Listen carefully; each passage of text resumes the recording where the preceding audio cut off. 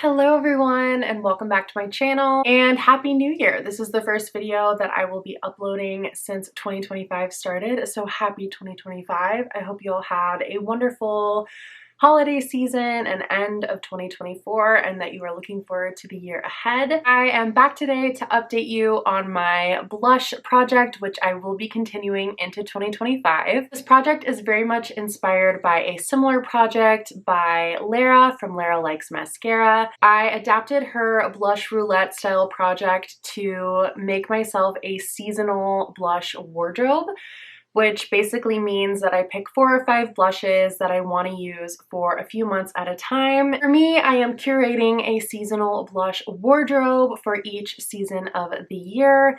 So in today's video, I will be updating you on all of my usage from the fall blushes that I picked, as well as introducing the blushes that I picked for winter. This update was a little bit delayed just because December was so busy, but I did already start using my winter blushes in December and I will be continuing to use them in January and February.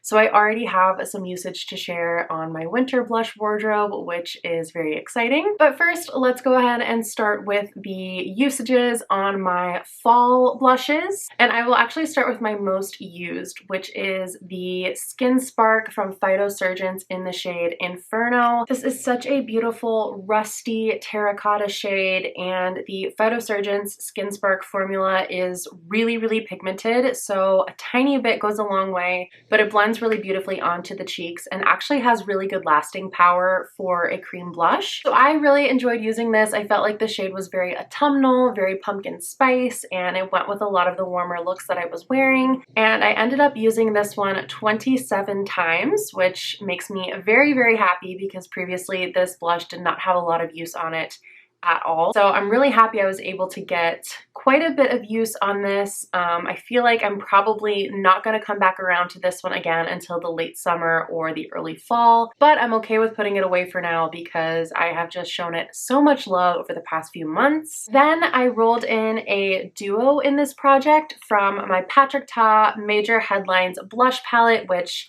they don't make this anymore. It was a limited edition item, but it has 3 of the Patrick Ta blush cream and powder duos in here. And I chose this duo at the bottom here, which is called She's Baked. So I just decided I would roll in the duo, both the cream and the powder, but I would count the usages separately. So I ended up using the cream version of She's Baked 20 times, and I actually hit pan in the shade, which is very exciting. It's always nice to see that obvious sign of usage in your blushes. And I also love having another pan in my collection, but especially in this palette because half of the palette is creams, and so I know they're going to expire faster than the powders, and so I really want to make sure that I'm getting the use out of the creams. So I got tons of use on this palette and showed it a lot of love. I feel like the cream blush of She's Baked is actually a little bit more kind of rusty red than the powder version, which leans a little bit more orangey.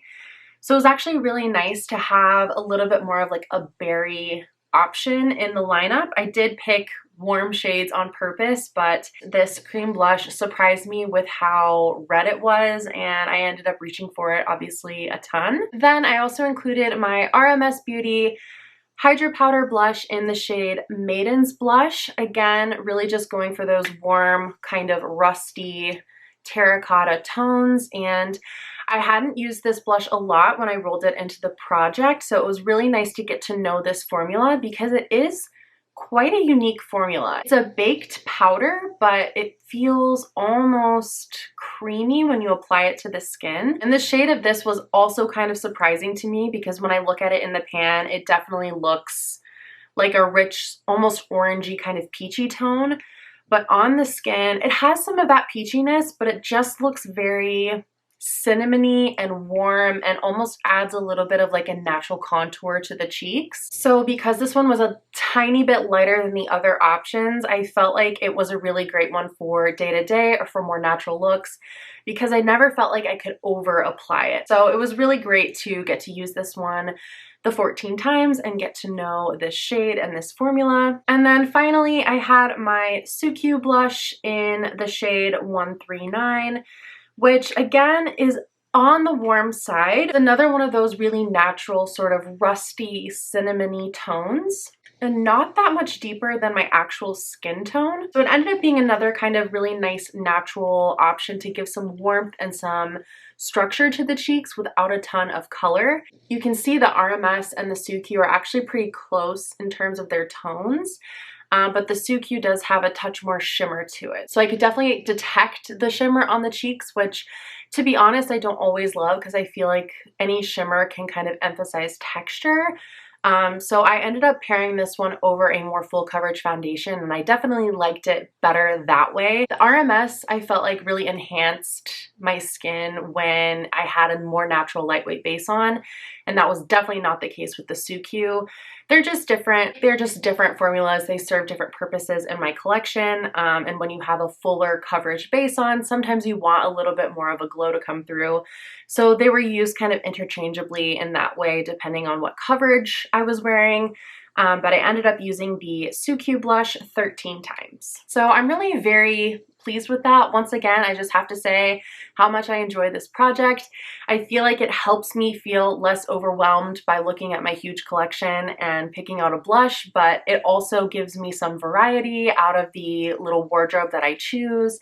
And so I still have some variability in terms of what shade I'm going for, depending on what my eye look is or what kind of coverage I'm wearing for my foundation. And I love being able to rotate through my collection and show a little bit of love to all of my blushes. So with that, let's move now to my winter blush picks. For me, these blushes are going to be the ones I use for December, January, and February. So I have already started to use these a bit. I will go ahead and share the ones that I've been using in December because they happen to be from the same Patrick Ta palette. I just enjoyed dipping into this palette and getting use out of this palette so much that I decided I wanted to roll it in again. But for the winter time, I definitely wanted something a little bit cooler. So I'm rolling in this duo on the other end of the palette here, which is called She's a Doll. So it's that really kind of bright, cool dolly pink shade. And again, I'm going to be rolling in the cream and the powder. I feel like for the winter time, a really nice flushed kind of cold girl effect on the cheeks can be really pretty. So I'm excited to keep this palette out. As I say, I have been using this in December and I've just been having so much fun with brighter pink cheeks, and pairing them with cooler toned eye looks, I feel like it just looks so great in the winter time. So I have used the powder in here 9 times so far and the cream in here 5 times so far. So I look forward to continuing to use this blush. In December, I was also mixing this shade with a little bit of this shade if I still wanted my cheeks to pop, but I just wanted the color to be a little bit more toned down, and that was really pretty too. And I took this palette with me traveling when I traveled for the holidays, and this was the blush that I had, and so it was fun to just really get to dig into this palette and play around. So who knows, we might have another pan in this palette come February time, but I make no promises because this cream shade in particular is super pigmented. And then the other blushes that I've picked from my winter wardrobe are in a similar vein, definitely going for the kind of cold girl flushed cheek effect. So I'm rolling in my Too Faced Cloud Crush Blurring Blush in the shade Candy Clouds. It's a very similar tone to the one in the Patrick Ta in that it's like that really light baby pink color, but it's much more akin to the Dior Pink Glow because it is so much lighter, and it's one that I don't have to be as careful when I'm applying because it's really, really light, and so it's hard to over apply it. It does have a scent to it, which is kind of weird. It's kind of like baby powder mixed with like cinnamon sugar, so it's not a bad scent, but I'm not used to my blushes being scented. But I do really enjoy this formula because it does have that blurring quality. And so the hope is that it's not going to emphasize any pores or texture on my cheeks. And the color will pair really nicely with any sort of cooler toned eye looks. I'm rolling in another cream blush. This is the Tarte Breezy Cream Blush in the shade Berry Bliss. And this is actually what I have on my cheeks today, actually paired with another one of the blushes that I'm going to mention. This is a pigmented blush. It's a little bit intimidating in the pan, but when it's blended out over the cheeks, it does just give a beautifully kind of like frostbitten, flushed effect. And this is one of my favorite cream blush formulas of all time because it is very blurring over any texture on the cheeks. It has almost like a mousse, like cream to powder sort of a formula. So it's really, really flattering on your skin, regardless of whatever coverage you're wearing underneath. And the staying power is phenomenal. I used to have a lot of issues with cream blushes just sort of sinking into my skin. Like my skin was so dry, it would drink them up and the pigment would disappear. And that's when I discovered the Sea Breezy line from Tarte, which might be discontinued. I feel like it was phased out of Sephora a while ago, but they still have this particular shade on the Tarte website. But it is a formula of cream blush that I know and love, and I'm always excited to dip back into. And this shade I feel like will just be so pretty, not only for wintry looks, but also for like Valentine's-y looks, just very sort of feminine and girly while still giving a really pretty flush to the cheeks. And finally, to kind of go along with that more berry tone blush, and actually I'm wearing the two together on my cheeks today, I have the Clinique Cheek Pop in the shade Cola Pop. This is another really interesting formula. It's again that kind of like baked gelée formula. So it's a powder, but it's almost like a hydrated powder. So it really glides smoothly over the skin. This is definitely a richer and potentially more kind of warm shade than the rest, but because of that, it's a lot more natural on the skin and it just kind of blends in with the rest of my complexion without me having to do a lot of work. So I really, really love this shade. I think it pairs well, like I mentioned, with Berry Bliss if I wanted to set the cream with a powder, and also just to give myself a little bit of variety in my blush wardrobe so that I have lots of options from really hot pink to more of like a lilac-y baby pink to a strong berry to a more kind of natural earthy berry. So that is my blush wardrobe for the next couple of months. I would love to hear from you in the comments down below if you have blushes that you love to bring out during the winter time. If you are looking for a project to help you rotate through your blush collection this year in 2025, I highly, highly recommend this project. As I mentioned, it was started by Lara Likes Mascara. I will have her linked in the description box down below. And I always get so excited to pick out the individual blushes to put into my blush wardrobe and also to get lots of use on my blushes as well. So if you would like to hear about my usage on the winter blushes that I picked,